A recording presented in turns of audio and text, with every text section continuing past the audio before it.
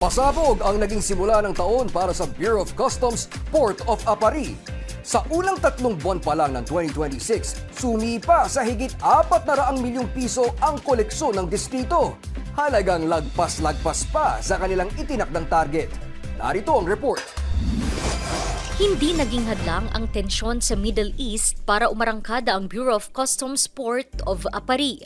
Sa kabila ng banta ng gyera na nakakaapekto sa pandaigdigang merkado, naging matatag ang pasok ng inangkat na langis sa naturang pantalan. Ayon kay District Collector June Barte, ang buwis mula sa oil imports ang nananatiling pinagkukunan ng malaking bahagi ng kanilang kita. Nagtuloy-tuloy ang pagpasok ng supply sa pantalan, kaya nanatiling mataas ang kanilang koleksyon. Meron po kasi tayong depo dito, pero nung previous quarters, yung oil kasi natin, hindi pa sila sa marketing kasi ang trabaho natin dito, pag may dumating na fuel, tulungan mo silang mabenta. Kasi pag hindi nabenta yun, hindi tataas yung kanilang parating.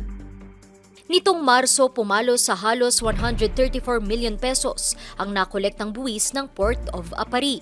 Mas mataas ito kumpara sa target nila na mahigit 91 million pesos. Dahil sa sunod-sunod na surplus, umabot na sa mahigit 430 million pesos ang kabuang kita ng distrito para sa unang quarter ng taon. Higit doble ito sa inisyal na target na higit 190 million pesos lamang.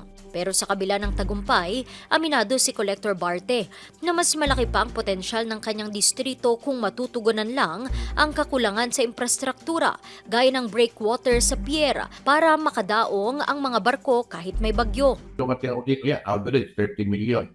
Kailangan namin angatin 200 plus. Ang gusto natin siya umabot ng 500 million naman. Kung tutuusin, mas malaki pa raw sana ang koleksyon sa Port of Aparri kung sa kanila nagbabayad ng buwis ang mga importer sa Northern Luzon. Yun nga lang, dahil sa kakulangan sa airport at malalaking pier doon, napipilitang idaan ng mga importer sa Subic, Clark at Maynila ang kanilang mga kargamento, kaya doon sila nagbabayad ng buwis. Para tugunan yan, isinusulong ni Collector Barte ang pagtatayo ng mga inland container terminal sa Northern Luzon. Kung wala kang pier, hindi dumarating sa lahat at doon nakikredit sa ibang lugar yung duties and taxes na kinukonsume ng region. Then sa mas an inland container terminal. Ang inland container terminals ang magsisilbing bagsakan ng mga imported goods para doon direktang magbayad ng buwis ang mga importer. Sa ngayon, ayon kay Collector Barte, suportado ng provincial government ng Cagayan ang proposal na ito ng customs at kasalukuyan na rin naghahanap ng mga investor para maisakatuparan ang proyekto.